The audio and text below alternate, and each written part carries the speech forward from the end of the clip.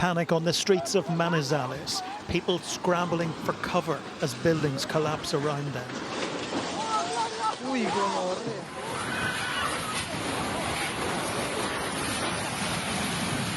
The earthquake struck Colombia's Pacific coast, walls splitting open during morning rush hour.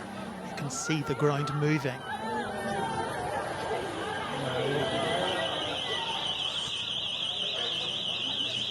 The epicenter was in San Jose del Palmar, 250 miles west of the capital, Bogota.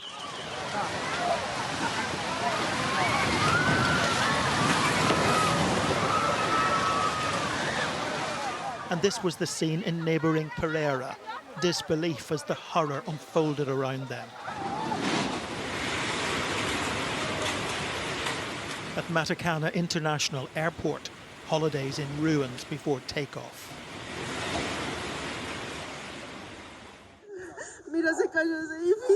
The shaking stopped eventually, but they were too afraid to return to their homes, or what was left of them.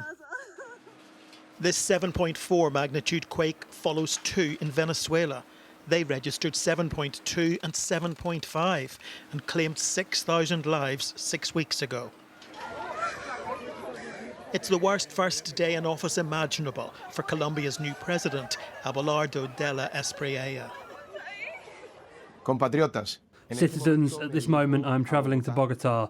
I have orders to suspend all the meetings and engagements that I had in the capital of the Republic to focus on the natural disaster that today hits at our long-suffering Colombian people.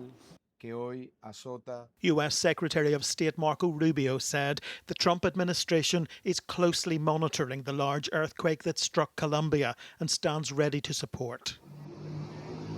Many are unaccounted for. Damage is extensive. The clock tower on the church at Manizales has collapsed onto the nave. Ungodly scenes repeated across the country.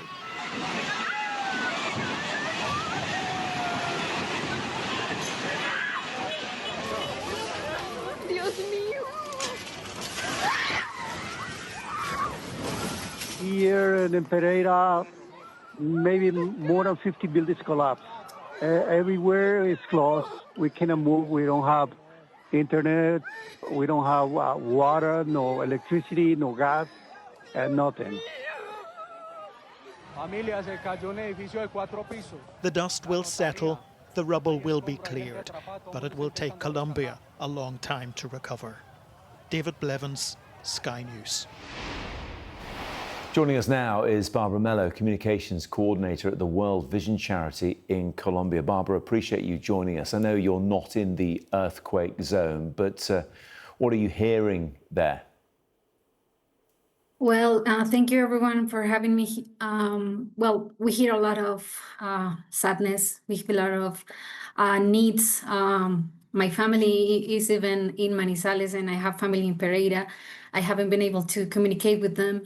But that's something that happens during an earthquake. Right now, the main needs is to know what's happening, how can we help, and how to protect the families, especially the children that are the most needed right now, and the ones that lost their parents or they are looking for them. Right now, the news show, as you show us, the images are very shocking. Buildings collapsing, the airports are closed. Near that cafeteria area, that's where we have our cafe plantation. So it's very hard to see this. And the epicenter that was Chocó is very known for its poverty. So a lot of people are in need right now. We appreciate you talking to us, especially when you have family in the earthquake zone you're trying to get hold of who do recognise that, and hopefully you'll be able to contact them soon, Barbara. In the meantime, as outsiders looking in, Colombia has had turmoil over the years, but in recent years, beyond the cartels and the cocaine trade, seems to have been finding its feet a bit more. The question then is, how well prepared is it to deal with the effects of a large earthquake like this? Well, I think Colombia has some mechanisms and institutions in place to prepare for and respond for an earthquake.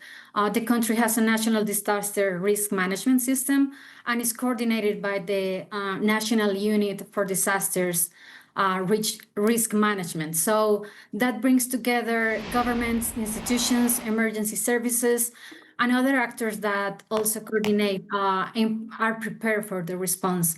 As you said, Colombia is very diverse in its territories, but we also have a Colombian Geological Service, which is continuously monitoring the seismic activities and provides all the information that is going to be needed for the next couple of hours. So all the institutions and the governments can respond and activate these protocols that has for these kinds of emergency. When an earthquake occurs, unfortunately, we don't know what is going to happen, but we can prepare and coordinate mechanisms so people know how to act, and is prevention of everything that could happen after the earthquake. And also, Barbara, when an earthquake happens in one area, it tends to then appear elsewhere, or there are shocks elsewhere. I'm thinking about the earthquake in Venezuela, which of course neighbors Colombia only a few weeks ago. Since then, have Colombians been more nervous about aftershocks or quakes like this hitting their country? Yeah, I think that's something that we keep in mind. As a Colombian, we saw the impact, the destructions that happened in Venezuela. So I think it's in our minds already. And that happened today, early in the morning, when everybody was getting ready for work or having their children going to school, is something that we might have in mind, but we, as I said, nobody's prepared for this. We as World Vision has worked since 1978 here in Colombia, and have worked along with the communities over the past over 40 years, helping them in these emergencies. And in Venezuela, we were there too, and we are there too. It just hit, as you said, only a few weeks ago, and the families and family members in Venezuela have heard about this huge loss. And this earthquake is particularly scary, but I think it has bring us together to share these, I don't know, this sadness, these feelings that lives after an earthquake. Yes, of course. Look, I know the charity you work for, World Vision, has a strong focus as well on children and making their lives better during relatively normal times. This is not a normal time, and the effects of disaster like this really hits children who might not understand what is going on. It's going to be a big job for yours and other NGOs, isn't it? Yeah. Children are the most affected by these situations that they are not prepared for, because we don't know how to. If we as adults don't know how to react, imagine children.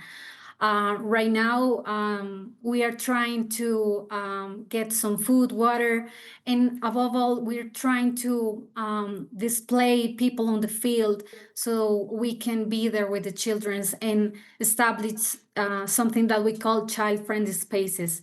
These are spaces where children, if they lost their parents or they don't know where they are, can come together, have some space of activities to play, to become children again, because these kinds of situations are very concerning for them. So we know that the well-being of the children is going to be our number one priority in the next couple of hours and the next couple of days. Barbara, we really appreciate you joining us from Colombia. And just to say again, I do hope you can get in contact with your relatives who are in the earthquake zone. Thank you very much indeed for joining us at such a difficult time, Barbara. No, thank you. And we have that words in our hearts. Thank you.